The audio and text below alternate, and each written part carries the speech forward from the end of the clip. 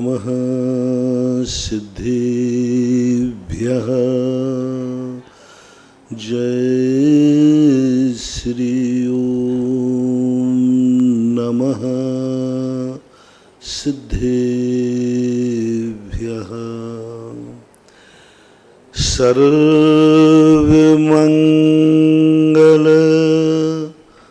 मांगल्यं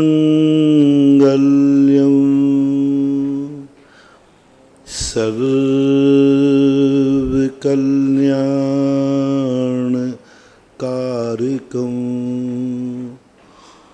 प्रधानं सर्वधर्माणां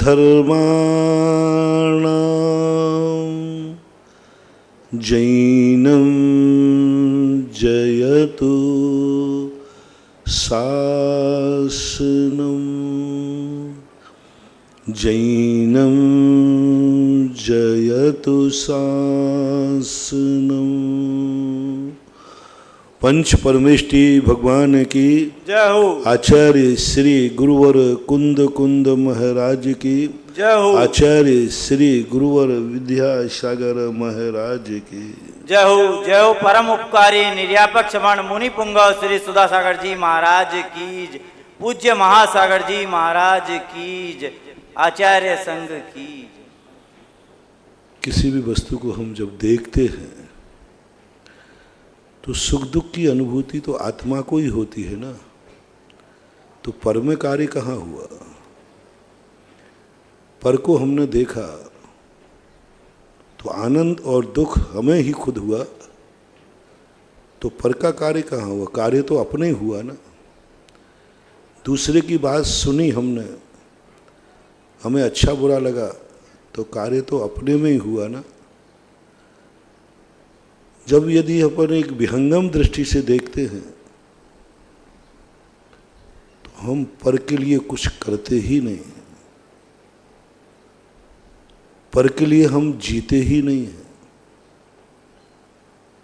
पर को हम देखते ही नहीं हैं, पर को हम सुनते ही नहीं हैं।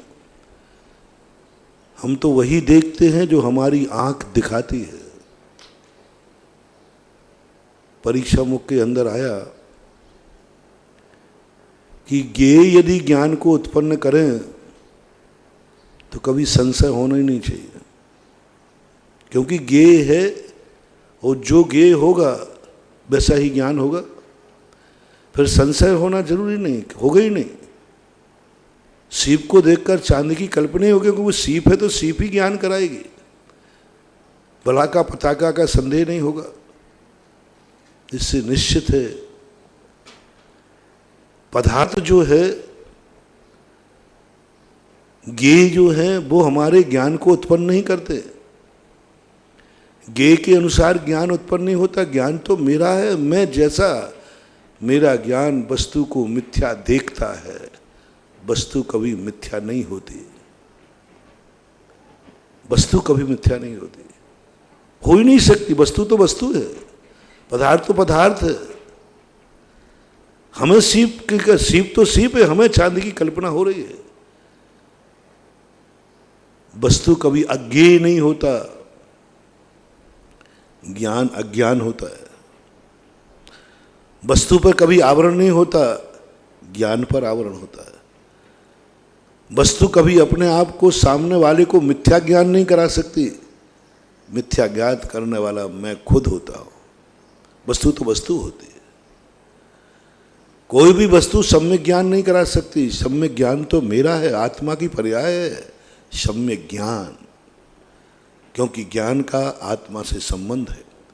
ज्ञान आत्मा का है, आत्मा का अविनाभावी है, और ज्ञान मेरा है। और ज्ञान जो सम्यक हुआ है वो मेरा ही हुआ है।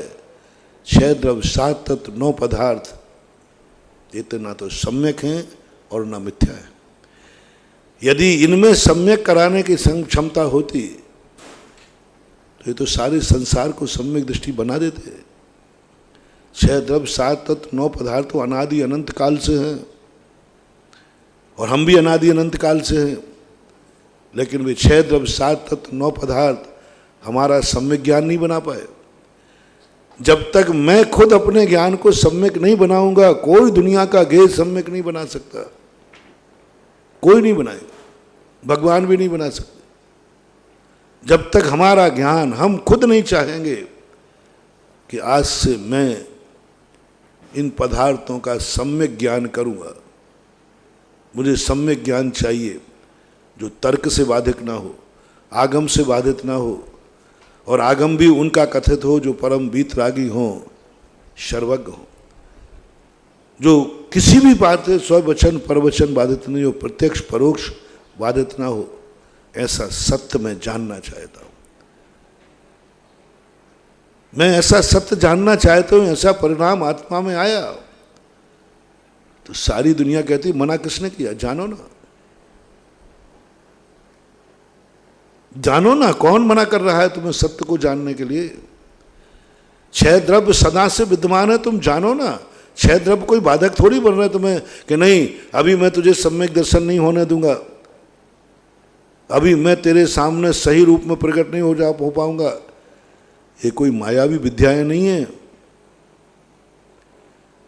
कि कहें कि नहीं अभी मैं तुझे सही रूप नहीं दिखाऊंगा, अभी मैं अपना सम्यक रूप नहीं दिखाऊंगा, क्योंकि अभी मुझे तुझे दुख देना है, तुझे परेशान करना है, इसलिए मैं अभी तुझे नकली रूप दिखाऊंगा जिससे तू सही का ज्ञान ही नहीं कर पाए, सही का ज्ञान ही नहीं कर पाए। नहीं, छह द्रव्य कहते हैं आप करो ना, कौन मना कर रहा है? किसने कहा था कि आप सही नहीं जाने? किसने कहा है, किसने रोका है कि आप सही सिद्धांत नहीं करें? ये आपकी खुद की भूल पड़ी है, खुद में कहीं अपने स्वचतुष्टय को खो दिया है। थोड़ा गहराई पे देखें कि हम गेय को, निमित्त को दोष देते जा रहे हैं। कहीं सबसे बड़ा दोषी मैं खुद ही तो नहीं हूं? हम निमित्तों को कभी कभी बहुत ज्यादा दोष देते रहते हैं, लेकिन कहीं ऐसा तो नहीं कि मैं खुद ही खोटा हूं। किसने कहा था कि तुम्हें, किसने रोका है कि तुम स्वचतुष्टय को मत जानो, अपने आत्मा को मत जानो, इस संसार के सही ज्ञान मत करो? बोले महाराज दुनिया में चकाचौंध है, मायावी रूप है। जो मायावी है उसी को तो जानना है, जो हमें ठग रहा है उसी को तो जानना है। हमने पहले प्रयास तो करें कि सत्य जानने, सदा सदा काल से सब कुछ एक दृष्टि अपनी बना लें, हम सामने वाले को जैसा देखना चाहें वो वैसा दिखता है। मिथ्या देखना चाहें तो मिथ्या है, सम्यक देखना चाहें तो सम्यक है। तुम्हारे लिए दृष्टि को तुम्हें सोचना है कि तुम आज गुरु को कैसा देखना चाहते हो। गुरु की परिभाषा तुम्हारी क्या है, तुम्हें खुद बनाना पड़ेगा। तुम्हारी आंख कैसा गुरु चाहती है, ये डेफिनेशन गुरु नहीं बनाएंगे, ये तुम्हें खुद बनाना है। तुम्हें खुद निर्णय करना है कि ये पदार्थ जो मेरे सामने है ये कैसा होना चाहिए। महाराज दुनिया क्या कहती है इस पदार्थ को? दुनिया तो झूठ बोलती है, अग्नि ठंडी होती है। अग्नि ठंडी होती है कह दिया, छू लो जाकर के। अब निर्णय तो तुम्हें करना है कि अग्नि ठंडी होती है तो ये जला क्यों रही है, जला क्यों रही? ये निर्णय अपना होता है। सारे दुनिया के गेय जितने हैं वे इतना सम्यक और मिथ्या नहीं होते, अपना ज्ञान सम्यक और मिथ्या होता है। आज तक पूरे जितने पदार्थ हैं, द्रव्य हैं, वे कभी धर्म द्रव्य कभी मिथ्या नहीं हुआ, अधर्म द्रव्य काल द्रव्य मिथ्या नहीं हुआ, पुद्गल द्रव्य भी कभी मिथ्या नहीं हुआ। वो भी उसका स्वभाव है, स्कंद और अणु। जो कुछ भी मिथ्या हुआ हमारी आत्मा मिथ्या हुई, हमारा ज्ञान अज्ञान हुआ और हम मिथ्या दृष्टि हुए। मैंने पूरे शास्त्रों को खोजा, अपने आप के अलावा किसी को मिथ्या दृष्टि कहा ही नहीं। किसी शास्त्र में नहीं लगा कि पुद्गल भी मिथ्या दृष्टि होता है। पुद्गल भी सम्यक दृष्टि होता है, पुद्गल भी असमीचीन होता है, समीचीन होता है, वो तो होता है बस, धर्म धर्म तो है ही। जब सब कुछ अपने में घटित हो रहा है, सब कुछ अपने लिए हो रहा है, सब कुछ अपने में होगा, क्यों ना फिर उस अपने को समझ ले, उस अपने को समझ ले। जब सब कुछ निर्णय हो चुका, मैं इसको बुरा दृष्टि से देखूंगा, बुरा मेरा होगा, दुश्मन को दुश्मन की दृष्टि से देखोगे, दुख तुम्हें होगा। बदलो दृष्टि। तुम चाहते हो कि दुश्मन को देखकर महाराज मुझे बहुत दुख होता है, बस यही तो कह रहा हूं, दुश्मन को देखने से दुष्ट होता है ना। सामने वाला तो कहता मैं तो तुम्हें दुश्मन नहीं मानता। सांप देख के तुम्हें कैसा लगता है? महाराज जी दुश्मन है काल, तो तुम्हारी दृष्टि बदल गई। सांप से पूछा कि तू इसका काल है क्या? बोले महाराज मैं पहचानता ही नहीं हूं, मैं पहचानता ही नहीं हूं कि कौन है। हम सांप को पहचानते हैं, सांप हमें पहचानते ही नहीं। हम सांप को काल कह रहे। सांप से पूछा भाई तू कौन है, तू इसका काल है क्या? बोले नहीं साहब मैं तो जानते ही नहीं, मैं तो जी रहा हूं, अपनी जिंदगी जी रहा हूं। सारी मनुष्य जाति सांप को काल मानती है, लेकिन सांप किसी को काल नहीं मानता। उसको कोई लेना देना नहीं, कोई मतलब नहीं, वो तो अपनी जिंदगी जी रहा है, बस जी रहा है, घूम रहा है, घूम रहा है। आपकी दृष्टि। अब सांप को नहीं बदलना है, तुम्हें बदल के पारसनाथ बनना है। पारसनाथ बन जाओगे तो नाग नागिन तुम्हें काल नहीं दिखेंगे, करुणा पात्र दिखेंगे, दया दिखेगी। बदलना तुम्हें है, तुम ऐसे जीव बने हो कि तुम्हें काल दिखता है। पारसनाथ बन जाओ। देखो पारसनाथ उन्हीं नाग नागिन के लिए जो दुनिया काल समझती है, हाथी से कूद कर बचाने चले गए। तुम समझते क्या हो? निर्णय अपना करो। जब तुम्हें जिससे दुश्मनी से लगता है, दृष्टि बदल दो। मैं किसी को दुश्मन नहीं मानूंगा, आपको कभी क्लेश नहीं होगा। मुनिराज के सामने भी दुश्मन आता है, उनको क्रोध नहीं आता, क्लेश नहीं आता, आग नहीं लगती, ये सामने क्यों आ गया, मुनिराज को नहीं होता है। सब किसी से कोई द्वेष हो भी जाता है तो मैंने कहा था 2-3 दिन पहले, एक 47 मिनट से ज्यादा कोई विकल्प दिगंबर मुनि कर ही नहीं सकता, और करेगा तो उसका गुण स्थान रह नहीं सकता। निश्चित समझना, कोई दुनिया की ताकत नहीं रोक सकती। 47 मिनट के अंदर अंदर उस परिणाम को उसे बदलना ही पड़ेगा। वो मानेगा ही नहीं। दुश्मन आ गया, उसको मन में कोई विकल्प ही नहीं आया, क्योंकि मुझे दुश्मन, जब जब मेरी दुश्मन दृष्टि होती है मुझे क्लेश होता है। दृष्टि बदल दो, मेरा कोई दुश्मन ही नहीं है। शत्रुषु मैत्र, कितना बचने का रास्ता बचाया। जैसे ही सामायिक से उठे तो चिंता थी कि सामायिक से उठेगा, इसको पता नहीं कौन कौन इसके सामने आएंगे, इसके दुश्मन भी आ जाएंगे, सब आएंगे। इतनी बढ़िया शांत चित सामायिक से उठा है, और उठते ही इसको आग बबूला हो जाएगा। इतने सामायिक में तो शांत चित होते ही है, और उठते ही आग बबूला हो जाएगा, क्योंकि सामने तो सब विपरीत है। ना महाराज के अनुकूल चलने वाले कोई हैं, ना महाराज की बात मानने वाले कोई हैं। यदि मैं आप लोगों को थोड़ी नकारात्मक ऊर्जा से देखें तो बहुत क्रोध आएगा, क्योंकि तुम मेरी एक बात नहीं मानते। मैं सारी दुनिया को जैसा चाहता हूं वैसे दुनिया बन ही नहीं सकती। मैं सारी दुनिया को अपने जैसा चाहता हूं, क्या ऐसा हो सकेगा? नहीं हो सकेगा। और क्रोध कब आता है? क्रोध आएगा जब अपने मन की नहीं होती, अपने मन का कोई नहीं चलता, तो गुस्सा आ जाता है। ये स्वभाव है गुस्सा। और सारा संसार अपने अनुकूल चलेगा ही नहीं, सारी दुनिया अपने अनुकूल होगी नहीं, क्रोध आएगा। जिन्वान बन ही नहीं सकते, कहाँ से बनाओगे? भक्त क्या भाई, अपनी तरफ देखने वाले भी बहुत आए, दुश्मन ज्यादा है दुनिया में। तो तुरंत जिनवाणी माँ ने कहा संभालो इसको, इसको एक दृष्टि दो, देख सारी दुनिया तू मान के चल, तू आंख खोलेगा दुश्मन ही दुश्मन दिखेंगे, विरोधी ही विरोधी दिखेंगे, तब तेरे से उल्टे मार्ग पर चलते दिखेंगे, सब कुछ उनका उल्टा होगा, सब कुछ तुझे देखना ही पसंद नहीं आएगा, तो तुझे क्रोध आएगा। इसलिए मैं तुझे एक द्रव्य दृष्टि देता हूं,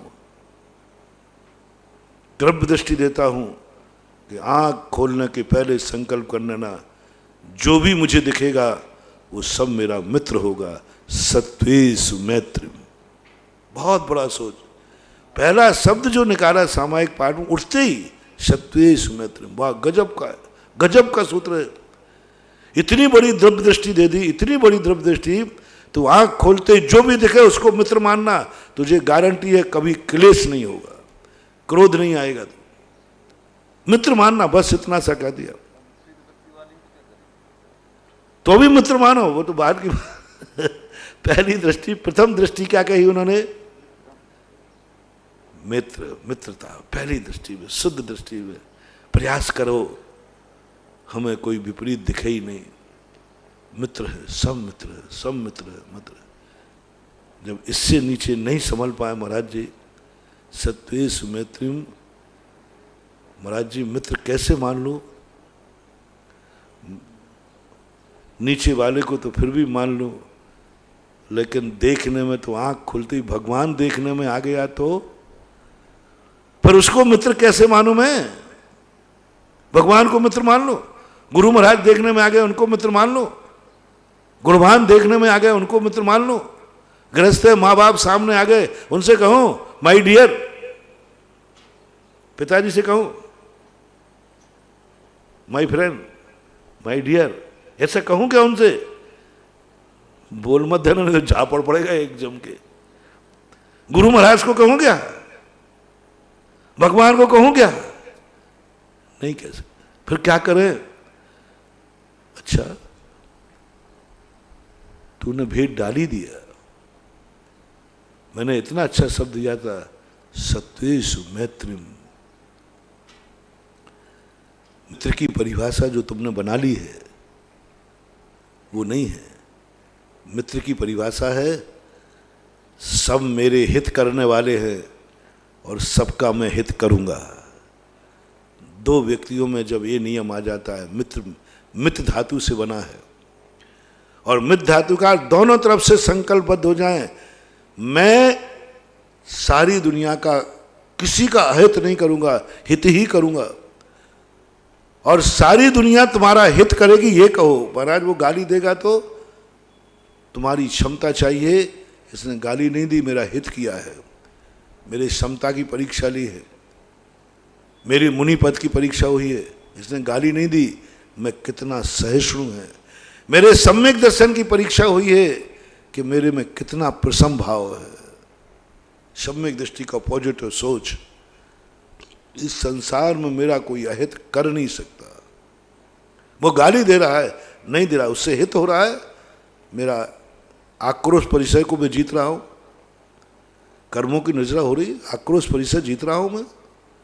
ऐसा जो महान ज्ञानी होता है वो गाली देने वाले को कहता नहीं ये भी मित्र है, क्योंकि यह मेरा हित कर रहा है। पारसनाथ ने कमठ को कभी दुश्मन नहीं माना, कभी नहीं माना, 10 भाव तक उनके पीछे पड़ा रहा, उसको मीठी मानते रहे। ये मेरा अहित कर ही नहीं रहा है, अहित मेरा किया ही नहीं। कहाँ हित किया? मुझे केवल ज्ञान प्राप्त करा दिया। कहाँ हित किया? मुझे सामयिक करा दिया। यशोधर महाराज ने शरणक को दुश्मन माना ही नहीं, इसने मुझे रात भर नहीं सोने दिया, नहीं, मुझे रात भर ध्यान करने का मौका दिया। रात भर मैंने कभी सामायिक नहीं की, आज रात भर सामायिक की। शरीर के प्रति मुझे राग था, आज वीतराग में बदल गया। राजा शरणक ने मेरा अहित किया ही नहीं। जब अहित किया नहीं तो मैं दुश्मन कैसे मानूं? गजब गजब, अहित किया ही नहीं है तो दुश्मन मानूं कैसे? सांप तो डाला है, बोले इससे मेरा अहित हुआ ही नहीं, हित हुआ, क्योंकि मेरी रात भर सामयिक हो गई।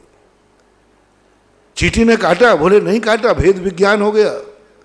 आत्मा शरीर की भिन्नता का ये भेद विज्ञान कोई अहितकारी थोड़ी है। जिसके निमित्त से भेद विज्ञान हो जाए वो अहितकारी नहीं हो सकता, वो तो हितकारी है।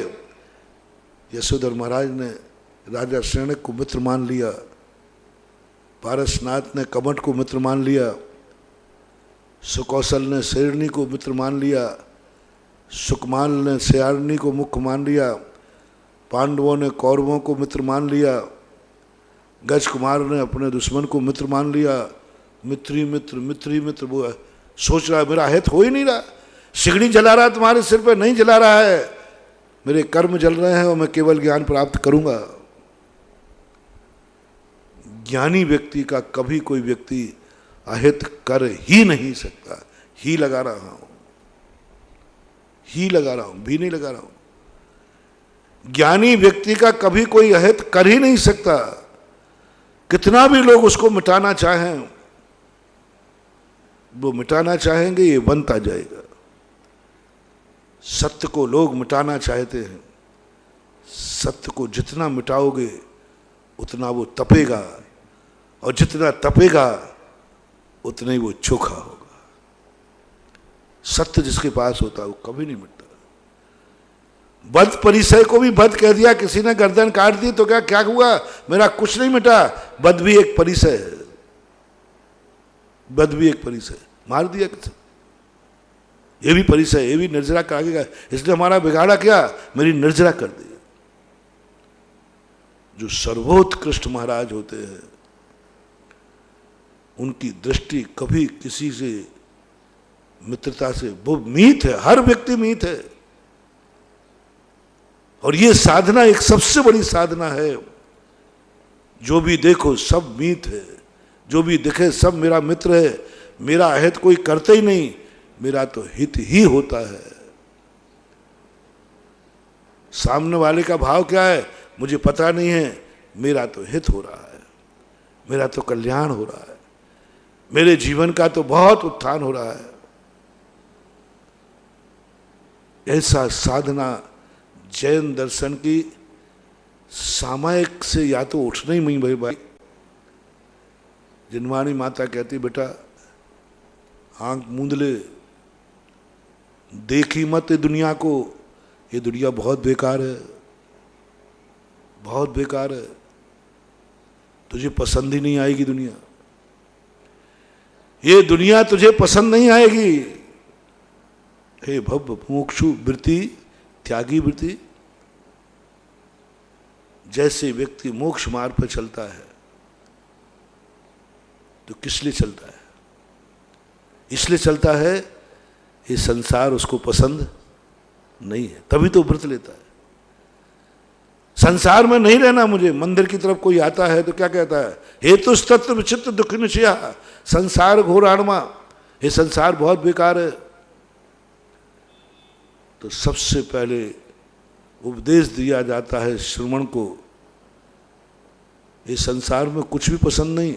बोले कोई पसंद नहीं, किसी को देखने की इच्छा नहीं, कुछ भी देखने की इच्छा नहीं, किसी से बोलने की इच्छा नहीं, कुछ नहीं, ये संसार बहुत बेकार है। मैं सब कुछ, परिवार भी जी, परिवार को भी मैं देखना नहीं चाहता। यानी इस संसार में तो किसी के साथ नहीं रहना चाहता। बोले नहीं, सब धोखेबाज, सब धोखे की ठाठी है। परिवार बोले ये भी मीठी छुरी है, इनको भी नहीं देखना चाहता, इनके साथ भी नहीं रहना चाहता, इनसे भी नहीं बोलना चाहता। गजब तो जब हो जाता है जब वो घोषणा करता है मैं माँ बाप के साथ भी नहीं रहना चाहता। देखना, दो व्यक्ति सामने आ रहे हैं, एक वो लड़ाकू है जो कहता है मैं माँ बाप के साथ नहीं रहूंगा, तो किसके साथ रहोगे? पत्नी के साथ रहूंगा। ऐसा होता है कि नहीं? माँ बाप को छोड़ दे, अरे भाई कोई के साथ रहेगा कि अकेला? नहीं, पत्नी के साथ रहूंगा, ये पाप है। माँ को छोड़कर पत्नी का साथ निभाना ये पाप है, ये अधर्म है, ये पतन है। महाराज मुझे मम्मी पसंद नहीं है, बिल्कुल नहीं, माँ बाप पसंद नहीं, पत्नी पसंद है, हाँ वो तो प्राण प्यारी है, पाप है, दुर्गति है, यही सबसे बड़ा पाप है। इस व्यक्ति को कभी माफ नहीं होगा। दूसरा व्यक्ति देखिए जिसको वैराग्य हो गया, बोले माँ बाप के साथ रह सकता है कि नहीं? नहीं, मैं माँ बाप के साथ नहीं रहूंगा, नहीं रहूंगा। देख मम्मी पापा सामने खड़े हैं, देख ले, नहीं देखना, मुझे नहीं देखना। बोल ले दो शब्द, मुझे नहीं बोलना। अरे इनके दो शब्द सुन ले, नहीं सुनना। इनके साथ एक बार बैठ जा, बोले नहीं बैठना। बैरागी देखना, दोनों में कोई अंतर नहीं है। फर्क कितना है, उसने माँ को छोड़कर पत्नी का सहारा लिया, और उसने जब माँ को छोड़ा तो पत्नी को भी छोड़ा, सारे जगत को छोड़ा, अकेला रहूंगा मैं। यदि दुनिया को एक को छोड़कर दूसरे को पकड़ते हो तो पाप है, महान पाप है। और सारी दुनिया को छोड़ते हो, क्या बैरागी, माँ बाप को देखना पसंद नहीं कर रहा है, बोले नहीं मुझे नहीं देखना है। भाई ये माँ बाप है तेरे, वो अच्छे नहीं है। अरे क्या बुराई है, वो मुझे राग पैदा करते हैं, मोह पैदा करते हैं, हमें सत्य से डिगाते हैं। रामचंद्र जी जब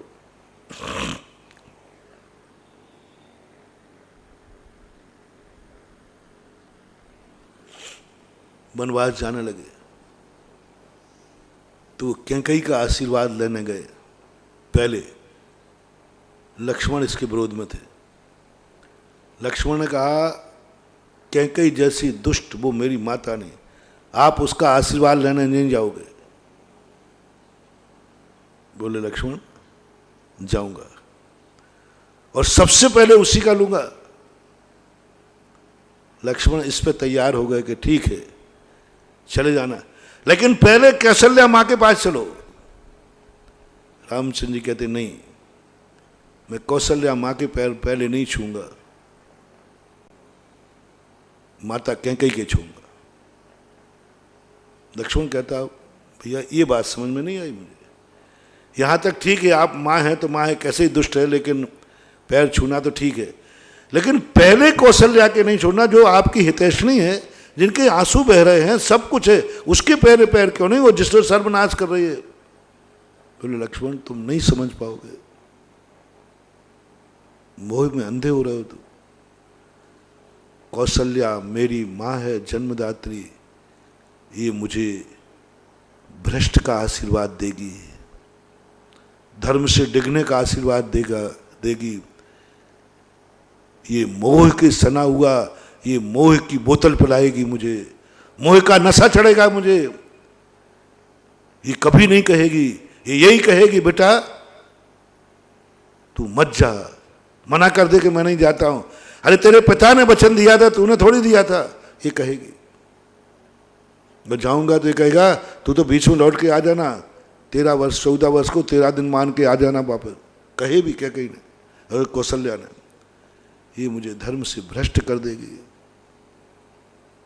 राग पैदा करेगी मुझे, मेरे पैर डगमगा जाएंगे। इसलिए मैं कौशल्या के पास बाद में जाऊंगा, पहले कैकेयी के आशीर्वाद का कवच छोड़ के जाऊंगा। देखना रामचंद्र जी कहते कौशल्या का आशीर्वाद तो मुझे भ्रष्ट करेगा, धर्म से डिगाएगा, और कैकेयी का आशीर्वाद मैं कवच पहन के जाऊंगा।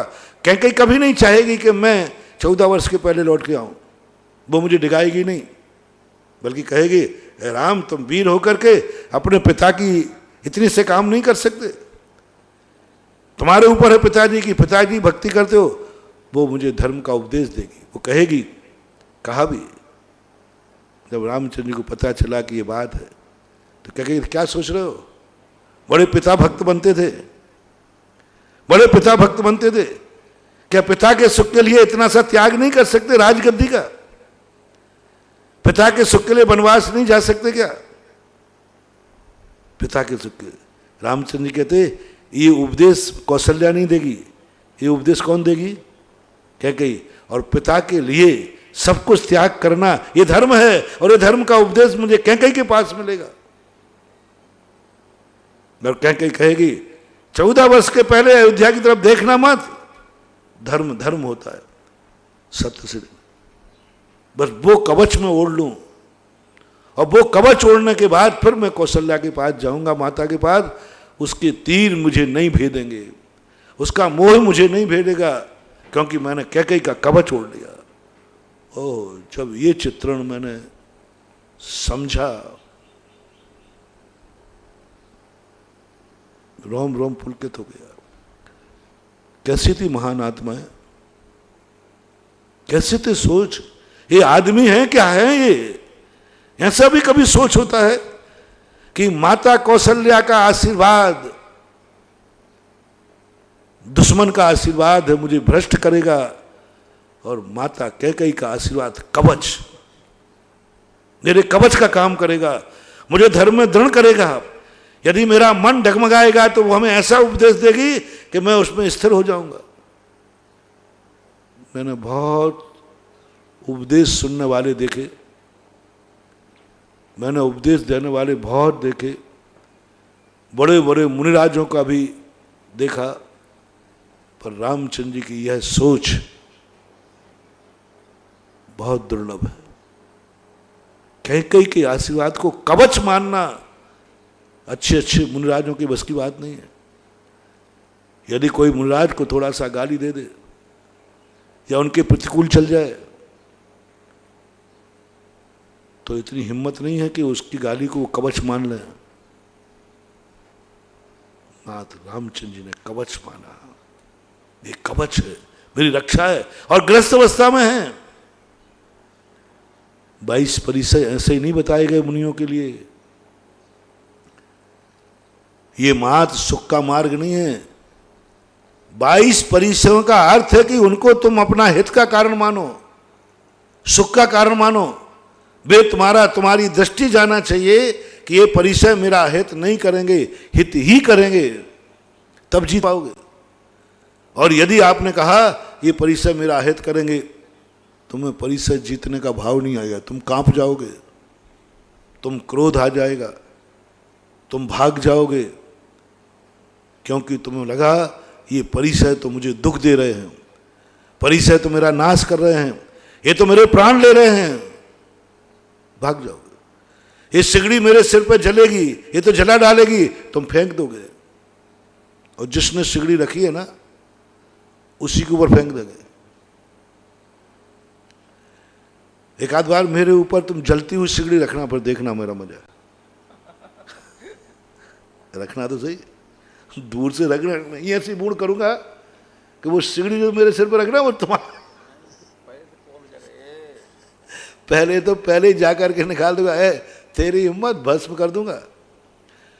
पहले तो बचने का उपाय सोचूंगा, फिर उसको मिटाने का सोचूंगा, और रख भी दी मालो ना यार, मालो मैं अपने आंख बंद की और तुमने धोखे से लाके रखी, धोखे से भी ऐसी गर्दन फेंकूंगा कि वो सारी सिगड़ी किसके ऊपर गिरेगी। इसलिए मेरे ऊपर सिगड़ी रखना तो भैया सावधानी से रखना, दूर से संसी से पकड़ कर, क्योंकि मेरी गर्दन हिलेगी, और जिसकी गर्दन हिल जाए इसलिए हमें मोक्ष नहीं मिल रहा, बस यही मेरी सजा है। क्योंकि वो सिगड़ी में को मैं अहितकारी मानूंगा, वो सिगड़ी मुझे जला देगी, मेरा नाश कर देगी, ये दृष्टि मेरी बनी हुई है। हमें मोक्ष क्यों नहीं हो रहा है, हमारी श्रेणी क्यों नहीं बढ़ रही है?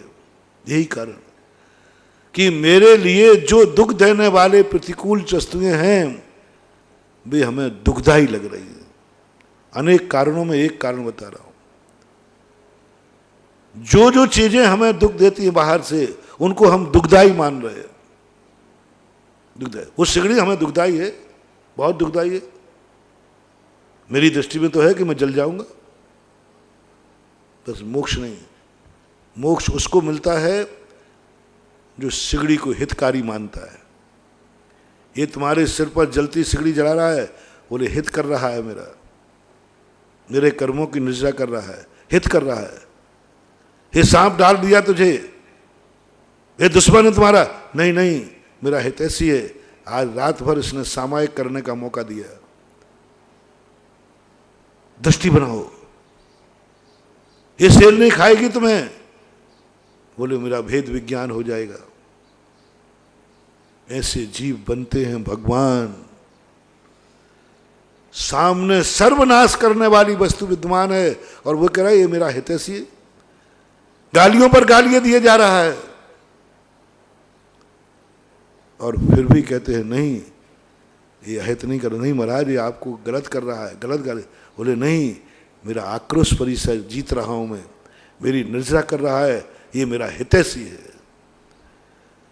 अब आप लोग और हम लोग भी मोक्ष जाने के लिए बड़े तड़पते हैं, मोक्ष जाना चाहते, और बंदर बड़ी गिलानी है कि मोक्ष मुझे क्यों नहीं मिलता।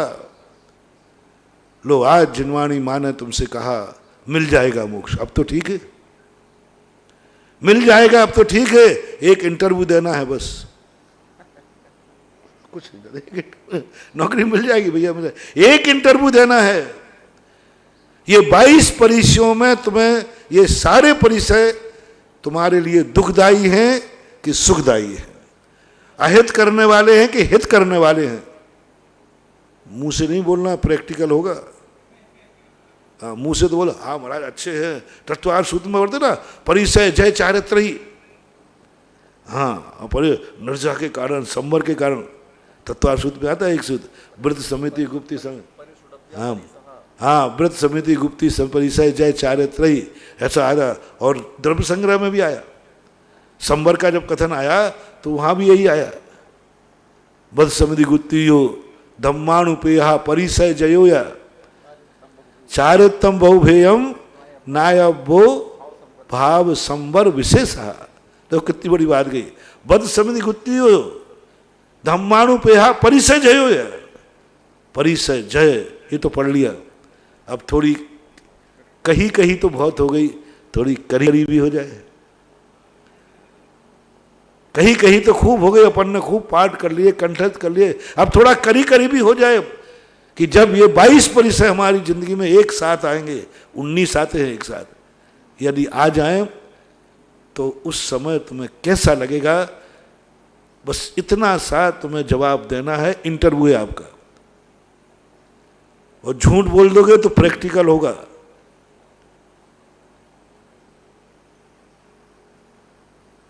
हिम्मत नहीं हो रही मेरी तो। मैंने तो 22 परिचय का स्वरूप जब पढ़ा, आचार्य जी महाराज ने एक 22 परिचय शतक लिखा, उसके पहले कार्तिक अनुप्रेक्षा में पढ़े थे 22 परिचय, मूलाचार सभी जगह है। परिचय शतक को मैंने पढ़ा बहुत पहले, आचार्य जी के गुरुदेव के चरणों में था। मैंने कि महाराज जी ये परिचय शतक मत लिखो, आप मत छपाने दो, इसको पढ़ने के बाद कोई मुनि बनता भी होगा ना तो वो नहीं बनेगा। तुम यहां परमानंद के लिए बुला रहे हो, ये परिचय में प्राण ले रहे हो, प्राण कांप गए जब ऐसे श्लोक लिखे, परिचय 100 श्लोक हैं उसमें, एक एक परिचय का जो वर्णन है। हम लोगों ने प्रश्न किया महाराज जी ऐसी बातें लिखोगे कि मुनि बनने के बाद तुम्हें ये सहन करना पड़ेगा। महाराज जी आप ही बने रहो, कोई बनने वाला नहीं है। मुनि बनाना है तो ऐसा कहो, देखो बेटा, देखो मुनि बनाने का एक बनिया की चाल बता रहा हूँ। हमारे आचार्य जी बनिया थोड़ी है, जैन है वो तो। बनिया क्या करेगा, देखो मुनि बनने से कितने फायदा है, वहाँ तुम कमाओ बनाओ तब खाने एक हाथ से मिलता है, यहाँ बना खाना है दोनों हाथ से खाने मिलता है, आजा बेटा है। और वहाँ देखो तुम्हारे लिए कोई घर में खिलाने वाला नहीं, रोटी मांगते तो मम्मी कहती उठा के खा ले। और यहाँ देखो मना मना करके खिलाते हैं, कितने लोग खिलाते हैं। वहां देखो तू मांगे तो नहीं देवे घर में, यहाँ मनोहार करे, लो इतना और खाओ और खाओ, क्या मजे हैं, क्या ठाठ हैं, महाराज बने के ठाठ देखो। वहां तुझे मांगना पड़ता है, मम्मी रोटी दे दे, और यहाँ महाराज के लिए दरवाजे पे खड़ी हो, महाराज देख नहीं रहा, नमोस्तु भगवान, नमोस्तु नमोस्तु, क्या ठाठ है। जैन साधु का यदि पड़गहान कोई देख ले, आहार विधि देख ले, तो हर व्यक्ति मुनि बनने को तैयार हो जाएगा। खाने के क्या ठाठ है महाराज के, अभी बता रहा हूँ, पहले ले तो लूँ, अंडर में तो ले लूँ, इनसे हाथ तो उठवा लूँ, हाँ महाराज मैं मुनि बनने को तैयार हूँ। क्या क्या देखो, सब देख लो, मुनि महाराज का आहार का देखो क्या ठाठ है। संसार में दिगंबर मुनि के अलावा आहार का ठाठ ऐसा कहीं नहीं। किसी भी संसार के गुरु को इतने सम्मान से आहार नहीं होता। क्या सम्मान, क्या ठाठ है। पड़गहान के समय देखो, कोई संसार में नहीं है। जैन दिगंबर जैन, वो भी दिगंबर में, जैनियों में दिगंबर जैन मुनि का जो ठाठ है आहार के समय, बहुत चारों तरफ जय जयकार। गंजा बेटा बाबा जी, मूण मुड़ाए तीन गुण, सिर की मिट गई खाज, खाने को लड्डू मिले और लोग कहे महाराज जय हो। जितने बेरोजगार हैं वे सब आ जाओ, आ तो जाओ पहले। हाँ मुराद जी, बहुत मुनि बनना सही है, कुछ नहीं करना धरना नहीं। जैसे ही आया लाइन लग गई, वो एक घोषणा करते ही, कुछ नहीं करना तुझे, ठाट बाट रह गए। और जैसे बोलो ठीक है, इंटरव्यू चालू होता है। फार्म तो बहुत भरे गए, फार्म कितने भरे जाते हैं, सोच ये है तो लाख फार्म, सबने फार्म भर दिया देख करके। अब इंटरव्यू में पहला प्रश्न आया, केस लॉन्च करना है, केस लॉन्च, वो भी हाथ से। हाँ तो जो पीछे खड़े थे वे तो, जो जुल्फों वाले खड़े थे ना, वे तो खिसक गए। बाद में कहा ध्यान रखना, कोई भी परिवार धन दौलत तुम्हारे साथ नहीं रहेगा। उन्होंने तो सोचा था कि महाराज बनूंगा विथ फैमिली, नहीं अकेले। ठंड में जब चर्या देखो, मुनि की चर्या देख लो, फिर आहार चर्या को छोड़ करके 24 घंटे की चर्या देखो, तो सारे भाग जाएंगे, एक आध बचेगा। वो भी देखो, तपस्या देखो। इंटरव्यू लिया जाता है कि पहले देखो तुम्हारी दृष्टि क्या है, क्या तुम्हारी दृष्टि ऐसी बन पाएगी। जैन सच्चा गुरु कहता है नहीं, इससे और कठिन लिखो। और वो कहे महाराज मैं 22 नहीं 22 परिचय सहन करने को तैयार हूं, कभी किसी को दुश्मन नहीं मानूंगा और अहितकारी नहीं मानूंगा, चाहे भली वो मेरा वध कर दे। चिलाती पुत्र के संबंध में आया, पूरे शरीर की चमड़ी उधेड़ दी, आंखें निकाल दी, नमक मिर्ची भर दिया, गरम तेल डाल दिया शरीर पे ऊपर। लेकिन चिलाती पुत्र ने कहा कि नहीं, इसने मेरा हित ही तो किया है, मुझे तो अपना उपसर करने का, आक्रोश परिषद जीतने का मौका दिया, मरण को प्राप्त हो गए, लेकिन दुश्मन को दुश्मन नहीं माना, नहीं माना। मैंने आचार्य से कहा कि थोड़े तो क्लोज करो, पंचम काल के साधु हैं हम लोग। उन्होंने कहा इसमें कोई कंसेशन नहीं होगा, और इन परिचयों को तुझे दुखदायी नहीं मानना। ये दुख तो देंगे, ठंड लगेगी, दुख तो देंगे, दुख तो देंगे, लेकिन दुखदायी नहीं मानना। कष्ट तो ये देंगे पक्का, एक भी परिचय सुख देने वाला नहीं बनाया, सारे परिचय दुख देने वाले। और मुनि की चर्या भी, पूरी चर्या देखो मुनि की, बाहर से देखना दुखी दुख, दुखी दुख। आप एक दिन कल्पना करो, जो मुनि की दशा है वह दशा तुम्हारी हो जाए तो क्या होगा, कैसे सहन करोगे। रो पड़ोगे। और तो मुनि को भी कष्ट होता है, सर्दी भी लगती, गर्मी भी लगती, प्यास भी लगती, भूख भी लगती, सब होता है। लेकिन चिन्वाणी कहती है दुख तो होगा, लेकिन दुख मानोगे नहीं, अनुभव करोगे। कोई पूछे कैसा आनंद आ रहा है, मजा आ रहा है, आनंद आ रहा है। देखो पिटाई करिए जा रहा है, बोले एक कोड़ा पड़ा जम के, कैसा लगा, आनंद आ रहा है प्रभु। एक और मारा, बोले आनंद आ रहा है प्रभु। गर्दनी काट दी, कैसा लग रहा है, आनंद आ रहा है प्रभु। श्यालनी मांस नोच रही है, मांस नोच रही है। जिनवाणी पूछती है सुकौशल सुकमाल से कैसा लग रहा है, बोले माँ आनंद आ रहा है। हाँ, कैसे करे। कल्पनाएं कभी चिंतन करता हूं तो चिंतन में भी कई बार हो जाता है कहीं ये गप तो नहीं है, आदर्शन परिचय हो जाता है। जीत लेता हूं, समझा लेता हूं, लेकिन एक बार मन उस तरफ चला जाता है। ये भी कभी संभव है कि श्यालनी मांस नोच रही है और मां पूछ रही कैसा लग रहा है, बोले आनंद आ रहा है। अब बोलो भैया इस पे समर्थन कैसे कर दूं, यहां तो मच्छर काटते प्राण निकलते।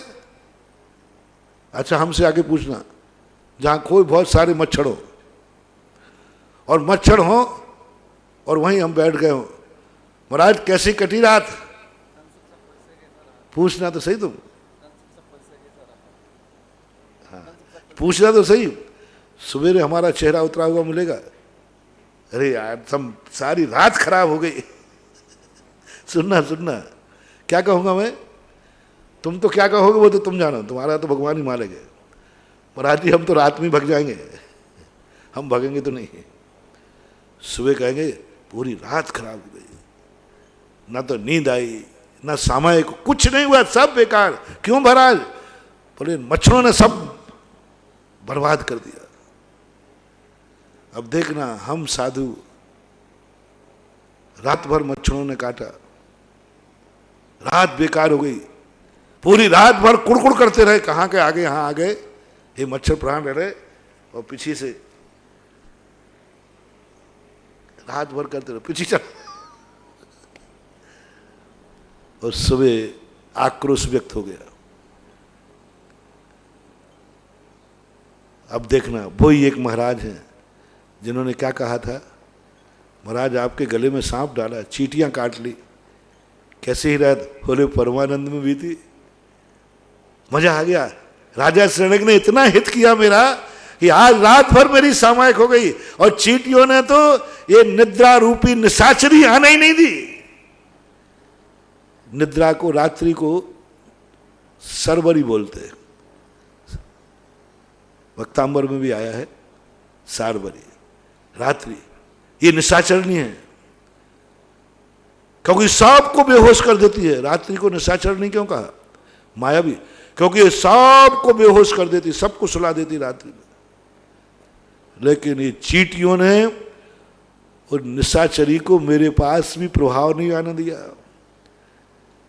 यानी वो रात्रि रूपी निशाचरी जो नींद में बेहोश करती थी, इन चींटियों ने रात्रि रूपी निशाचरी का प्रभाव हीन कर दिया, हीन कर दिया।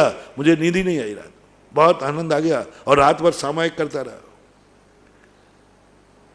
जब ये तुलना करता हूं तो मन से कहता हूं तू भी हिम्मत कर, और उसी समय जैसे तुम भी हिम्मत कर, ऐसा कह दे इंटरव्यू में पास हो जाएगा कि हाँ मच्छर दिन भर रात भर काटेंगे, सुबह उठ के कहूंगा मजा आ गया, आज रात भर सामायिक ध्यान हो गई, कह दे ऐसा। हिम्मत नहीं होती, क्योंकि आगे प्रैक्टिकल है, आगे पर प्रैक्टिकल में बैठना है। अकेले कहने ही से पास हो जाऊं तो काम चल जाए, ये तो जिंदगी भर ऐसा करके दिखाना है, हिम्मत नहीं होती। मेरे दिमाग में अभी तक आ नहीं पाया। मैं आज तक सुकौशल को अपनी आत्मा की पर्याय नहीं बना पा रहा हूं। उन 500 मुनियों का चिंतन करता हूं, वे आत्मा की पर्याय नहीं बन रहे, ज्ञान की पर्याय नहीं बन पा रहा है। चिंतन की दशा बन गई, चिंतन की दशा बन रही है, पढ़ने की दशा, लेकिन ज्ञान की पर्याय नहीं बन रही है। सुकौशल महाराज नहीं बन रहे, गज कुमार नहीं बन रहे। पारसनाथ का मैं इतना ध्यान कर रहा हूं, लेकिन ये पारसनाथ मेरी ज्ञान की पर्याय नहीं बन रहा।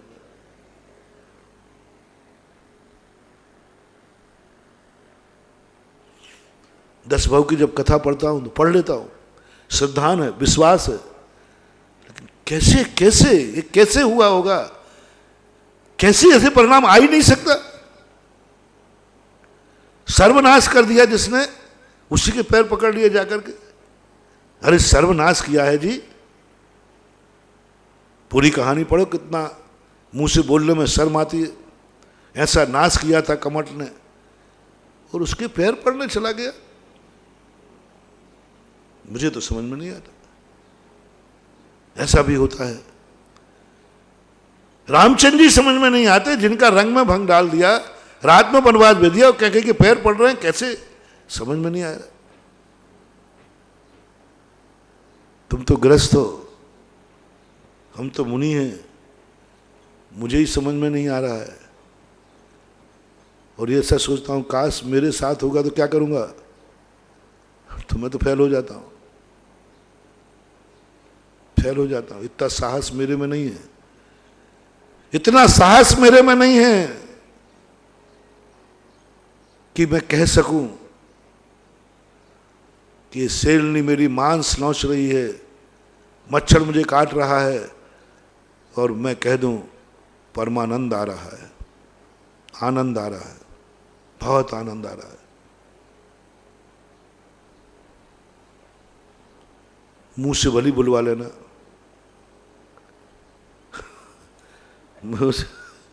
थोड़ा हैकड़ी के कारण, इज्जत के कारण, नहीं तो तुम कहो काय के महाराज है, फिर तो लोक लाज के कारण कह दूंगा।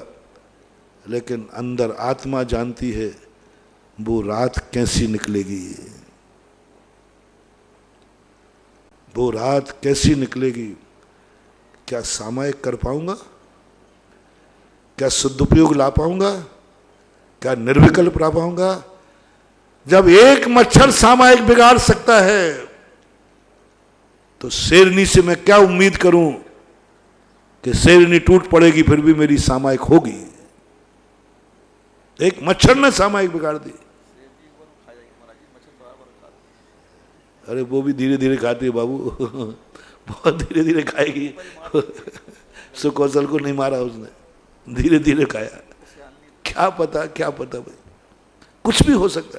सिगड़ी जला दी, गला दबा दे, बात अलग, सिगड़ी जला दी, अब धीरे धीरे जल, बहुत सारे। इसलिए चिन्वाणी मां कहती है, तुझे मोक्ष का दरवाजा बंद, तू फेल हो गया मोक्ष जाने में, मोक्ष जाने में। बस अब स्वर्ग आते जा सकता है, मोक्ष नहीं मिलेगा, क्योंकि तूने 22 परिचयों के लिए दुखदाई माना है, 22 परिचयों के लिए तूने कष्ट माना है।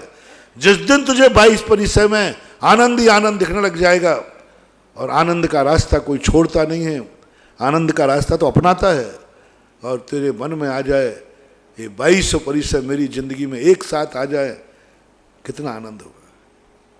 जब एक परिचय में इतना आनंद है, तो 19 परिचय में कितना आनंद आएगा।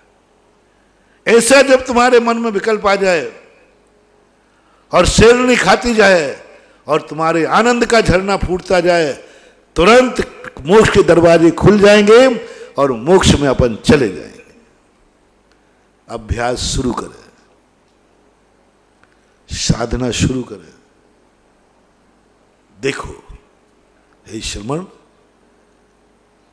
तू अब तू साधु बना है ना, जिनवाणी जानती है, तू इस संसार को पसंद नहीं करता, किसी को पसंद नहीं करता, सब तुझे देखना पसंद ही नहीं, क्योंकि ये संसार सब धोखे की ठाठी है, तुझे सबसे घृणा हो गई है।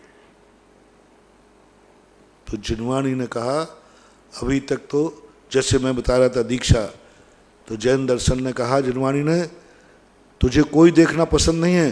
बोले नहीं माँ, मुझे किसी को नहीं देखना, मम्मी पापा को नहीं, किसी को नहीं देखना, मैं देख नहीं, पसंद नहीं मुझे। किसी से बोलना है कोई बात, कुछ नहीं बोलना मुझे, कुछ सुनना है नहीं, कुछ नहीं सुनना मुझे। तो जिनवाणी कहती आंख बंद कर ले, कान बंद कर ले, मुंह बंद कर ले, किसी की याद आ रही? नहीं, किसी की याद नहीं आ रही, याद करना छोड़ दे और अप्रमत्त हो जा, सप्तम गुण स्थान में चला जा, सबसे पहले सप्तम में हो जा। क्योंकि जिनवाणी जान गई ये किसी को इस संसार में पसंद नहीं करता, इसको कोई पसंद नहीं, सब इसके उल्टे हो गए, सब ये कह रहा है सब मेरे अहितकारी है, माँ बाप भी अहितकारी, परिवार भी, सब घर कारागृह, तन कारागृह, वनिता बेड़ी, परिजन है रखवाले। इसे तो घर जेल दिखने लगा, परिवार वाले बेड़ियां दिखने लगी, ये राजपाट सब कांटों का ताज दिखने लगा, ये पुण्य के फल विष के समान पकवान, विष मिश्रित पकवान दिखने लगे, ये पुण्य के फल, ये भोग विलासताएं। अब यह व्यक्ति सामायिक में बैठ तो गया, अब उसने धीरे से सामायिक छोड़ दी, आंख खोलने को तैयार है। अब जिनवाणी घबरा गई, ये आंख खोलते ही इसको सब दुश्मन दिखेंगे, सब प्रतिकूल दिखेंगे और इसके मन में क्लेश हो जाएगा, इसका अपशगुन हो जाएगा, अमंगल हो जाएगा, क्योंकि ये तो किसी को पसंद करता नहीं। तो तुरंत उन्होंने सामायिक से उठते कहा आंख बाद में खोलना, आंख बाद में खोलना, आंख खोलने के पहले मुझे वायदा करो, आंख खोलने के बाद पहले मेरे से वायदा करो कि मैं जो कुछ भी देखूंगा किसी को अहितकारी नहीं देखूंगा, हर जीव को, हर व्यक्ति को मैं मित्र बनूंगा। और मित्र की परिभाषा मैंने बता दी, जड़ भी, चेतन भी, अचेतन भी, सब। यहां कोई अकेले जीव कोई नहीं, सब। यानी जो मेरा कोई भी दुनिया में कोई भी वस्तु मेरी अहितकारी नहीं है, तेरा अहित करने वाली नहीं, और तू भी किसी का अहित नहीं करेगा, मित्र दृष्टि का चश्मा लगा। ये दिव्य दृष्टि दी जा रही है, सामायिक करने का पुरस्कार, सामायिक करने का पुरस्कार। जैन दर्शन में सामायिक का सबसे बड़ा महत्व है, और जो सफल सामायिक कर लेता है उसको पुरस्कार मिलता है। एक दिव्य दृष्टि दी जा रही, इस आंखों में एक कर संकल्प, नहीं तो तू बर्बाद हो जाएगा, तू मरेगा और दुनिया को मार डालेगा। क्योंकि प्रतिकूल व्यक्ति सामने आते ही क्रोध भड़कता है, स्वाभाविक। जो प्रतिकूल हैं उनके आते ही क्रोध भड़कता है, और क्रोध में व्यक्ति या तो मार डालता है या मर जाता है। मार डालेगा या मर जाएगा ये, क्योंकि ये साधु है, और साधु के लिए सब प्रतिकूल है और वही दिखेंगे। बोलो, जिन जिन चीजों को मैंने छोड़ा है, आंख खुलने के बाद वही चीज दिखेगी कि कोई दूसरी चीज दिखेगी? बोलो, जल्दी बोलो। जिन जिन चीजों को साधु ने छोड़ा है, आंख खुलते ही वही चीज दिखेगी ज्यादा कि कोई नई चीज दिखेगी? वही दिखेगी, और वही दिखेगी तो गुस्सा आएगा, क्रोध आएगा। तो पहला सूत्र दिया, आंख खोलने के पहले तुम्हारा कहो इस संसार में मेरा कोई भी अहित करने वाला नहीं। वो गाली देने वाला है तो बोले नहीं, वो भी अहित नहीं कर रहा है, वो आक्रोश परिचय है, मेरी निर्जा कराएगा। देखो, वो तलवार लिए बैठा है मारने के लिए, मार डालेगा तो वो भी मेरा मित्र है, क्योंकि बद परिचय है, मेरा उसमें निर्जराई है। देखो, वो सामने वाला तुम्हारे प्रति बुरे भाव कर रहा है, बदवा दे रहा है, बोले उसको भी मैं सहन करूंगा। ओ 22 आवाजें आई, मुझे भी देख ले। शीत परिचय कहता है, भूख परिचय कहता है, पहले छुदा है ना, छुदा। भूख कहता है देख ले मैं राक्षसनी हूं, राक्षसनी। छुदा को राक्षसनी कहा है। जब भूख लगती है ना तो कहते ना, भूख ना देखे सूखी घाट, झूठो भात, झूठो भात, भूख ना देखे झूठो भात, मैं हूं देख ले। तो मुनिराज कहते हैं, मैं इस भूख को भी परिचय मानूंगा, ये मेरे लिए हितकारी है। जितनी भूख मैं सहन करूंगा उतनी ही मेरी निर्जरा होगी। आवाज इंटरव्यू पास। अब बोलो, भूख और रोटी मिले नहीं तो हितकारी है कि अहितकारी है? आप लोग बताओ बोले।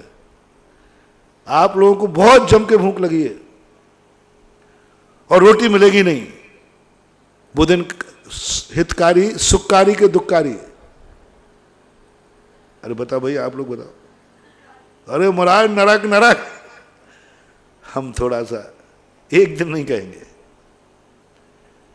एक दिन तो नहीं कहेंगे, दूसरे दिन तो भैया मैं भी गड़बड़ मामला हो जाएगा। पहले दिन तो समझता है ठीक है, मान लिया कि आज 14 से 1 आसन है, चलो कोई बात नहीं, सहन कर लिया। दूसरे दिन चलो एक दिन और निकालता हूं। तीसरे दिन तो भैया आकुलता आ जाएगी, शरीर कमजोर पड़ जाएगा, आवश्यक शिथिल होने लग जाएगा, चेहरा भी दिख जाएगा आपका, हमारा चेहरा उतरने लग जाएगा, आंखों में कीट आ जाएगा, सामायिकी करोगे तो चिंतन नहीं आएगा, सब आवश्यक सब क्रियाएं शिथिल पड़ जाएंगे। इंटरव्यू में फेल, मोक्ष नहीं मिलेगा। देख ले, आज के बाद तुझे जिंदगी में एक दाना खाना नहीं मिलेगा और भूख लग रही है तेजी के साथ। उस समय तू अपने आप को कैसा मानेगा, दुखमय या सुखमय? सुखमय, परमानंद भय। मैं अन्य का याद भी नहीं करूंगा, मैं परमानंद में। इंटरव्यू में 1 पास, 22 पेपर है, 22। फिर प्यास, पानी के बिना, भोजन के बिना थोड़ा बहुत पानी, महाराज जी चक्कर आ जाए। नहीं, तृष्णा नाम ने कहा, देखो मैं ऐसी प्यास लगाऊंगा, ऐसी प्यास लगाऊंगा कि पूरा समुद्र पी जाए तो प्यास नहीं बुझेगी और एक बूंद भी नहीं दी जाएगी। मोक्ष जाने वाला मोक्षार्थी कहता है, मंजूर है ऐसी प्यास जहां गला चिपक गया है।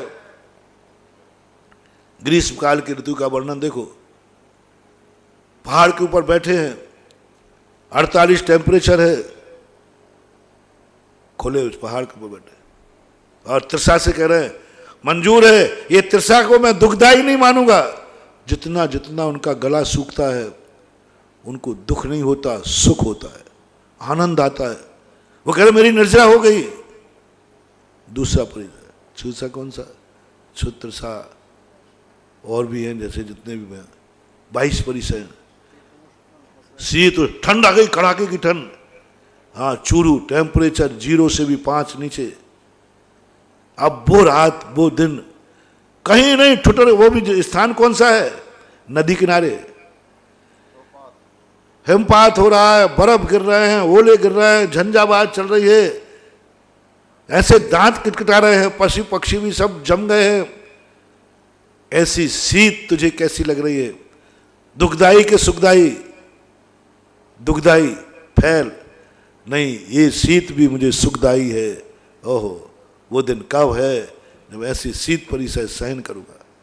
आनंद आ रहा है, गर्मी, शीत, उष्ण और सारे परिसरों को आप दग्ध, नाग, नग्न, सीधा आदि ये सब बहुत। अब इनमें दुख सुख मानना है तो इंटरव्यू में अपन पास हो जाएंगे, लेकिन आप पास हो जाओ तो मुझे वही ऐतराज नहीं है, मैं तो फेल हूं। और फेल हूं, और इसका प्रमाण क्या है महाराज जी? आप फेल कैसे? क्योंकि मुझे इस जिंदगी में मोक्ष नहीं मिल रहा। फार्म तो मैंने भरा था, इंटरव्यू दिया था, लेकिन इंटरव्यू में सफल नहीं हुआ। पंचम काल के मुनियों को दरवाजा बंद मोक्ष का। ये इंटरव्यू में पास नहीं है, मोक्ष के लायक नहीं। मुनि तो हैं, मोक्ष मार्गी तो हैं, लेकिन ये मोक्ष नहीं जा सकते। कैसे कल्पना करें? मैंने इसलिए कहा था ना, मैंने बहुत प्रयास करता हूं, मैं प्रैक्टिकल के लिए ज़्यादा विश्वास करता हूं। मैं कोई भी कहानी पढ़ता हूं, कोई भी महापुरुष को पढ़ता हूं, तो मेरे मन में खुजली चलती है कि ये मैं कैसे करूं। मैं करके देखता हूं, मेरा मन पता नहीं को मानने का भाव नहीं आता। हाँ हुआ होगा, नहीं मैं सोचता हूँ हुआ कैसे हुआ, मैं करके देखता हूं, मैं करके देखता हूं और हर चीज को करने का प्रयास करता हूं। बहुत कुछ तो पास हुआ हूं, लेकिन पूरा पास नहीं हुआ। अभी इसमें पास नहीं हो पा रहा हूं कि शेरनी मांस नोचे खूब जम के, जिंदा में, मार के नहीं, ऐसा नाच नोचे और मैं उस समय आनंद में डूब जाऊं। आहा, आनंद आ रहा, मजा आ रहा, मजा आ रहा। कांप जाता हूं, कांप जाता हूं, डर लगता है। और कई बार तो ऐसा होता है, क्या ऐसा भी संभव है? तुरंत मन को संभालता हूं, रे मूर्ख, तू नहीं कर पा रहा है तो जिन्होंने किया है उन पर संदेह क्यों कर रहा है? मैं नहीं कर पाऊं तो संदेह किस पे कर रहा हूं? जिनवानी पर, कि नहीं ये सुकोसल महाराज ने ऐसा कैसे हुआ, ये सब गप है। अरे मूर्ख, तू नहीं कर पा रहा है तो जिन्होंने किया है उनको गप मान लिया। अरे ये कहे कि उन्होंने तो किया है, वो पास हुए हैं और मैं फेल हुआ। अक्सर कर फेल होने वाला व्यक्ति क्या करता है? आउट ऑफ कोर्स, पेपर कठिन था। अक्सर कर फेल होने वालों को देखना, भाई फेल क्यों हो गए तुम? पापा पूछता है, अरे पापा पेपर बहुत कठिन था और प्राय आउट ऑफ कोर्स था। जो सीधे साधे पिता है वे तो मान जाते, अच्छा बेटा आउट ऑफ कोर्स था? हाँ बाबा, ये तो पढ़ाई नहीं मास्टर ने मुझे, कुछ भी पढ़ाया नहीं मुझे, और वो कोर्स में परीक्षा में आगे बताओ पापा मैं कैसे लिखता? अब आप बताओ कितना पढ़ता हूं मैं? हाँ बेटा पढ़ता, आउट ऑफ कोर्स था तो फिर तो कैसे पास होगा? लेकिन जिसके पिता चालू हो, वे तुरंत कहें क्या कह रहा बेटा, आउट ऑफ कोर्स था? तो फिर आउट ऑफ कोर्स था तो तुम्हारा दोस्त कैसे पास हो गया? वो भी तो उसी क्लास में था, वो कैसे पास हो गया? तो तुरंत लगा, अरे इनको तो मेरे दोस्त की कहानी भी मालूम है, वो कैसे पास हो गया? हम जैसे के लिए भगवान कहते ध्यान रखना, तू फेल है तो सबको फेल मत कर, आउट ऑफ कोर्स मत के। ये कहे कि मैं फेल हुआ हूं, कोई तो पास हुआ है। ऐसी परिणति, ऐसा परिणाम सामयिक के उठते ही कहा, देख ले, सब मान ले, सारी दुनिया तेरे दुश्मन है, लेकिन तुझे आंख खोलते ही सबको मित्र देखना है। यदि ये वचन दे तो आंख खोलने की अनुमति है, नहीं तो बंद रख। जिनवाणी से 2 आदेश मिल गए सामायिक के बाद, मुनि दीक्षा के बाद। एक, आंख खोलना ही नहीं, कान चालू करना नहीं, मुंह खोलना नहीं, क्योंकि बाहर सब दुश्मन हैं। जिन जिन को तू छोड़ के आया है वे ही सब तेरे सामने खड़े हैं। जिनको तूने अहितकारी माना है वे ही सब सामने मिलेंगे। निर्णय कर ले, फैसला कर ले, आंख मत खोलना। तो साधु कहता है आंख बंद करने में तो घबराहट हो रही है, आंख तो खोलूंगा। तो दूसरा वचन, सबको अपना मित्र मानेगा। 2 मार्ग बता दिए, तीसरा कोई मार्ग नहीं। मम्मी और जिनवाणी माँ कोई तीसरा मार्ग, तीसरा तो तीसरो है, विनाश है। तीसरा तो तीसरा, 2 मार्ग हैं। एक, या तो मैत्री भाव कर संसार की हर वस्तु को अपना हितैषी मान, और या फिर आंख बंद करके बैठा रहे, कान बंद कर ले, जो भी शब्द आएगा वो सब तेरा हितकारी होगा, अहितकारी नहीं होगा। गाली आए चाहे प्रशंसा आए, तो कान चालू कर, नहीं तो कान बंद कर। मुंह से जो भी तेरा शब्द निकलेगा सामने वाले का हितकारी, दुश्मन भी होगा तो भी तू हित मित प्रिय वचनों का प्रयोग करेगा। वचन नियम ले पहले, मौन तोड़ने के पहले। मैं कभी किसी को अभिशाप नहीं दूंगा, आक्रोश वचन नहीं करूंगा, पर निंद वचन नहीं करूंगा, कठोर वचन नहीं कहूंगा। पहले नियम ले मौन रह के पहले। ध्यान में तो बैठा नहीं जाएगा। फिर जो शुभोपयोगी होता है, शुद्धोपयोगी जो मुनिराज होते हैं, वे तो कहते मेरा आंख बंद है, मैं आंख नहीं खोलूंगा, मैं कान नहीं खोलूंगा, लेकिन इनको मित्र तो नहीं मानूंगा, मैं ध्यान में बैठा रहता हूं। लेकिन शुद्ध उपयोग में लीन होना, शुभोपयोगी मुनिराज कहता है मुझे मंजूर है, जिसको देखूंगा मित्र के रूप में देखूंगा, जिसकी सुनूंगा मित्र के रूप में सुनूंगा, बोलूंगा बस फिर आंख खोल दीजिए। सत्वेषु मैत्रिम, मित्र के नाम पर आंख खुलाई।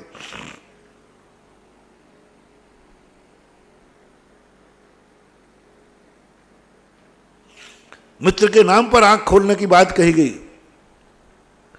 मित्र के नाम पर कान खोलने की बात कही गई, और हमने वचन भी दिया। लेकिन जैसे ही आंख खोल के देखा तो घबराहट हो गई, क्योंकि सामने भगवान दिख गए, सामने गुरु महाराज दिख गए, सामने एक से बड़े बड़े धुरंधर दिख गए, गृहस्थ है तो माता पिता दिख गए। अब इनको मित्र दृष्टि से कैसे देखूं? वचन तो दे दिया कि मैं सबको मित्र मानूंगा। सत्येषु मैत्री में सब आते हैं, ध्यान रखना। उस शब्द में कोई भी घटित नहीं है, चाहे भगवान हो चाहे नारकी हो, सब मित्र में आते हैं। लेकिन देखते ही घबरा गया, जैसे अर्जुन घबरा जाता है। अर्जुन युद्ध के लिए तैयार था, जैसे उन्होंने सामने ताश्री द्रोणाचार्य गुरु देखे कांप गया। वो इनसे लड़ूंगा मैं, इन पितामह से लड़ूंगा मैं, इन गुरु से लड़ूंगा मैं। ऐसे ही सम्यक दृष्टि कहता है मैं भगवान को मित्र कहूं, गुरु को मित्र कहूं, माँ बाप को मित्र कहूं, नहीं नहीं ये नहीं होगा, ये नहीं होगा। वो तुरंत जिनवाणी से पूछता है मैं सबको मित्र मान लूंगा, दुश्मन को मान लूंगा, लेकिन भगवान को मित्र तो नहीं मानूंगा, उनकी तो मैं पूजा करूंगा। अच्छा, तेरे में अभी बड़े छोटे का भेद आ गया। ठीक है, ठीक है, तुझे छूट दी जाती है। गुण शुभ प्रमोदम, जो तेरे से ज्यादा गुणमान है उनकी पूजा कर, उनको नमस्कार कर, उनको पूज्य मान, उनको आदर्श मान, वे तेरे शास्ता हैं। मित्र मत मान, मित्र के पैर नहीं छुए जाते, मित्र से आशीर्वाद नहीं मिलेगा जाता, मित्र से आशीर्वाद जय जिनंद किया जाता है, हाथ मिलाया जाता है, जो भी करते हैं, आशीर्वाद नहीं लिया जाता। मित्र है। लेकिन इनके मैं कैसे करूं, इनके कैसे हाथ मिलाऊं? आज तक किसी बेटे ने, अपने भारत में कह रहा हूं, अब मित्र तो मान लिया तो मित्र से तो हाथ मिलाया जाता है, तो तुम हिम्मत करना महाराज का, महाराज मैं आपको मित्र मानता हूं, थैंक यू। हाथ बढ़ाना तो सही, देखो तो सही, हिम्मत हो तो। नहीं, हाथ बढ़ाना, मित्र को हाथ बढ़ाया जाता है। हाँ, हिम्मत है हाथ मिलाने की? तुम मिलाओगे तो मिलाओगे, मैं मिलाऊंगा तब तो बात बनेगी। क्या माँ बाप से हाथ मिलाने, विदेश की बात नहीं कर रहा हूं, विदेश में तो चल जाएगा। अपने भारत में कोई बेटा माँ बाप से हाथ मिला सकता है? जैसे मित्र से, मित्र तो मिलते ही वाह हाथ मिलाएगा। ऐसे मम्मी पापा के पास जाना, पापा, दूर से करना, एक झापड़ पड़ेगा, तू समझता क्या है मुझे, मैं हाथ मिलाऊंगा तेरे से, पापा आप मेरे मित्र हैं। नैतिकता सब धूल में मिल जाएगी। भारत तो पसंद करेगा नहीं। भारत कहता कि संस्कृति कहती है अपनों से बड़ों से हाथ मिलाए नहीं जाते हैं, उनके, तुम्हारे तो हाथ उनके चरणों को छूते हैं। तुम्हारा हाथ चरणों में है और उनका हाथ सिर पर है। ये है, ये भेद डालना है, यदि ये दृष्टि बन गई तो गुणवानों को प्रमोद भाव, ईर्षा भाव नहीं। अक्सर कर अपने से अधिक गुणवानों पर ईर्षा भाव आता है, किसी भी क्षेत्र में हो। 90% तो ईर्षा करते हैं। हर गरीब अमीर से ईर्षा करता है, हर अज्ञानी ज्ञानी से ईर्षा करता है, हर ज्ञानी ज्ञानी से ईर्षा करता है, हर तपस्वी से नहीं तपस्या करने वाला ईर्षा करता है। 90% कह रहा हूं, गलत कह रहा हूं तो आप खुद अपने आप की खुद परीक्षा करना। जो वैभव, जो शक्ति तुम पाना चाहते हो और वो तुम्हारे पास नहीं है, सामने वाले के पास है, तो उसको देखकर ईर्ष्या जागेगी या उसके पैर छूने को जागेगा? प्रैक्टिकल कर लेते। एक गरीब के सामने अमीर व्यक्ति है, एक दुकान आपकी नहीं चल रही है, कि खूब चलती है, तो उस दुकान को देखकर तुम्हें ईर्ष्या भाव आएगा कि पूजा का भाव आएगा? ईर्ष्या भाव। 90% मैंने कम कहा है, 99%। और कलयुग में कोई भी व्यक्ति, हम भी वही चाहते हैं, लेकिन वो मेरे पास नहीं सामने वाले के पास है, तो हमें ईर्ष्या आएगी। हम उस जैसे बनने का भाव तो छोड़ो, हम उसको मिटाने का भाव करेंगे, मिटाने का भाव करेंगे। और भाव क्या होना चाहिए? कोई बात नहीं, मुझे नहीं मिला, इसको तो मिल गया, चलो मैं। एक गरीब अपने अंदर से अमीर को जय जिनेंद्र करता है, एक फेल होने वाला पास होने वाले को जय जिनेंद्र करता है, गुणवान को देखकर इसको आनंद आता है, समझ जाओ तुम्हारे अच्छे दिन आने वाले हैं। किसी भी क्षेत्र में रहना, किसी भी क्षेत्र में, चाहे हमारे साधु क्षेत्र में हो, चाहे तुम्हारे, यदि किसी साधु की बढ़ोतरी देख करके हमें आनंद भाव आ रहा है, नियम से समझना मेरा अच्छा दिन आने वाला है, कल मैं भी बड़ा बनने वाला हूं। क्यों? क्या सबूत है तुम्हारे पास? क्योंकि मैंने एक साधु का प्रभाव देख करके मुझे उसे नमोस्तु करने का भाव आया, मुझे उसकी प्रशंसा करने का भाव आया। मेरे मन में यह भाव आ रहा है कि मैं इसके प्रशंसा के लिए शब्द कम पड़ जाएं, क्योंकि जो प्रभाव, जो गुण, जो तपस्या, जो ज्ञान, जो साधना मैं नहीं कर सकता था, वो इसने कर ली है। इसलिए मेरा मन कर रहा है मैं इतनी प्रशंसा करूं, इतनी प्रशंसा करूं कि शब्द कम पड़ जाएं। यदि ऐसा अंदर से तुम्हारा परिणाम आ गया, जाओ, तुम्हारा अच्छा दिन आने वाला है, तुम उन गुणों को प्राप्त कर लोगे।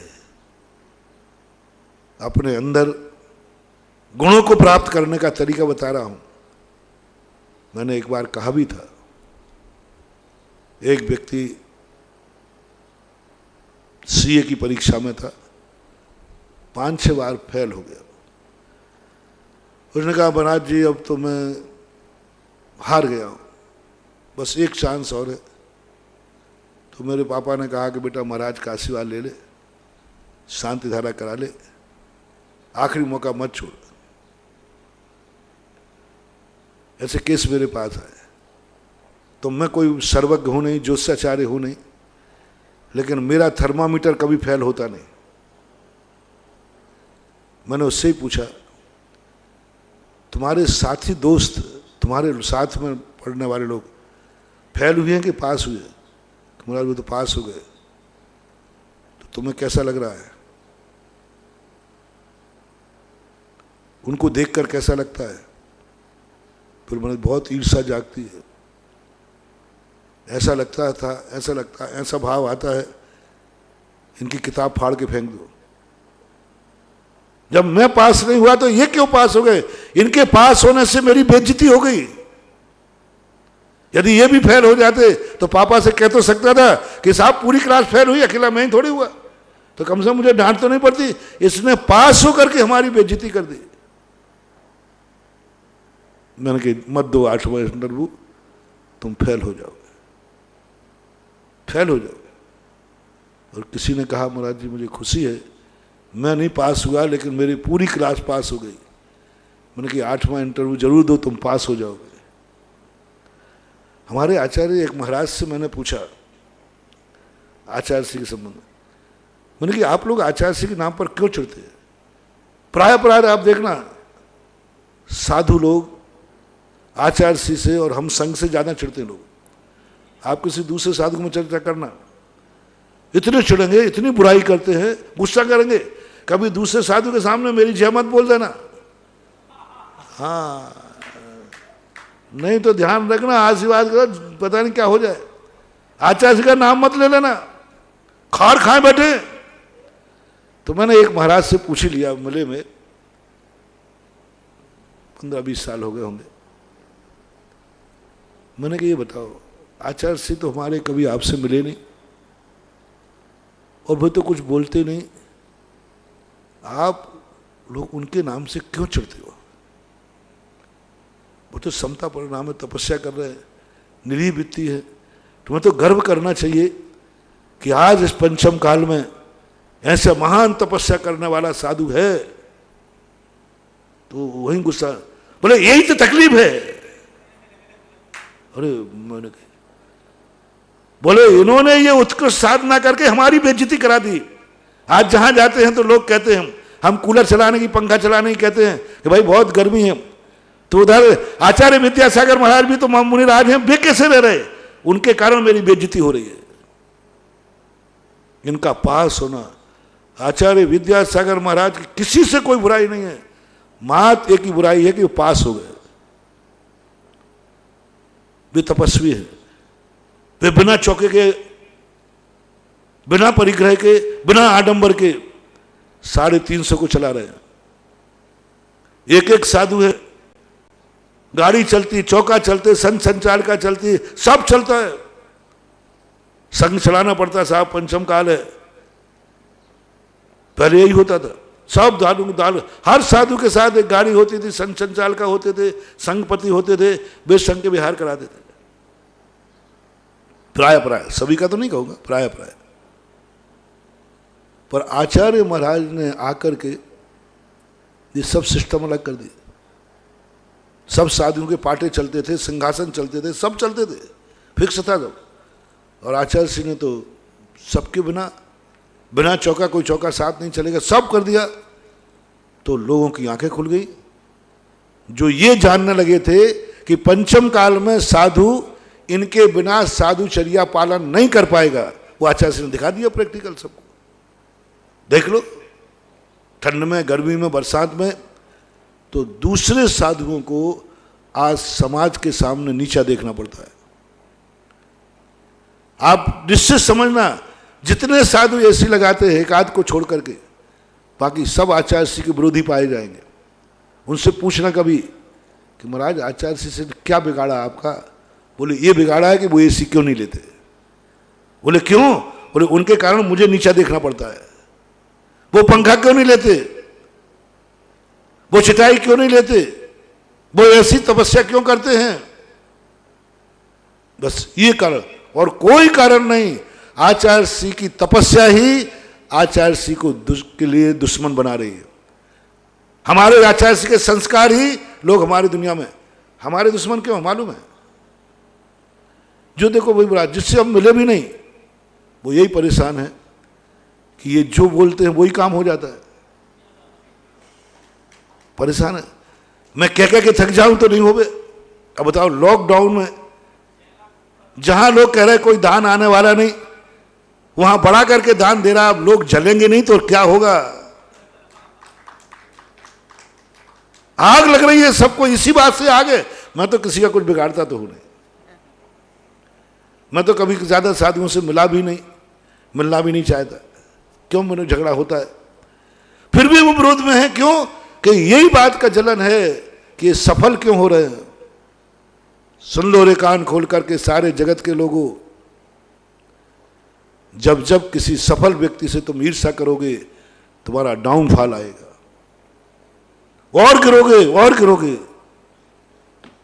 और इन सब लोगों से मेरा कहना है, साधुओं से, आचार्य महाराज की साधना और तपस्या को न कर पाओ तो कोई बात नहीं, उनकी प्रशंसा करना शुरू करो तो मैं दावे से कहता हूं एक दिन तुम उन जैसे तपस्वी बन जाओगे। उनसे ईर्ष्या मत करो, उनकी प्रशंसा करो, उनके गुण देखो, उनको गाओ गुण के। देखो जो तपस्या मैं नहीं कर पा रहा वो आचार्य सिंह कर रहे, जहां ऊंचाई पे पंचम काल में मैं नहीं पहुंच पा, एक प्रशंसा शुरू कर दो, एक दिन तुम उन जैसी चर्या पालोगे। सफल व्यक्ति को देखकर ईर्ष्या नहीं, और 99% ईर्ष्या होती है। यही कलयुग का सबसे बड़ा विनाश है। चाहे साधु समाज हो, चाहे आप ग्रस्त हो, साधुओं में साधु के प्रति, गुणवानों के प्रति प्रेम भाव नहीं है, ईर्ष्या भाव है, कसाय भाव है, द्वेष भाव है। ऐसे साधुओं का दिन प्रतिदिन डाउनफॉल होता है। साधना भी डाउनफॉल होती है, ज्ञान भी डाउनफॉल होता है, धीरे धीरे करके जल जल के मर जाते हैं। ऐसे ही आप लोगों में जो गुणवान होते हैं, धनवान होते हैं, गरीब उनसे ईर्ष्या कर करके पतंगे के समान जल के मर जाता है। और मेरा जो सिद्धांत है, हर गरीब अमीर की प्रशंसा शुरू कर दे, एक दिन वो भी अमीर बन जाएगा, क्योंकि मुझे मानतुंग आचार्य महाराज के ऊपर विश्वास है। प्रशंसा करो। प्रशंसा इसलिए नहीं करना कि वो बड़ा आदमी है, प्रशंसा इसलिए करना कि मुझे बड़ा बनना है। भगवान की भक्ति हमें इसलिए नहीं करना जैन दर्शन में कि ये भगवान है, भगवान की प्रशंसा इसलिए करना कि मुझे भगवान बनना है। जैन दर्शन इसलिए प्रशंसा नहीं कराता कि ये भगवान है, नहीं होगा भगवान, हमें क्या लेना देना, लेकिन हम इसलिए भगवान की भक्ति करते हैं, गुणानुवाद करते हैं, मुझे भगवान बनना है। यदि तुम्हें भी अच्छा साधु बनना है तो तुम हमें अच्छे साधु की प्रशंसा नहीं कर रहा हूं, मैं आचार्य सिंह की पूजा नहीं करा रहा हूं, तुम्हारे लिए पूज्य बनने का रास्ता बता रहा हूं। यदि तुमने उनकी प्रशंसा की, गुणवान की प्रशंसा की, एक दिन तुम गुणवान बन जाओगे। ये हमारे जैन दर्शन का एक रहस्यमय सूत्र है।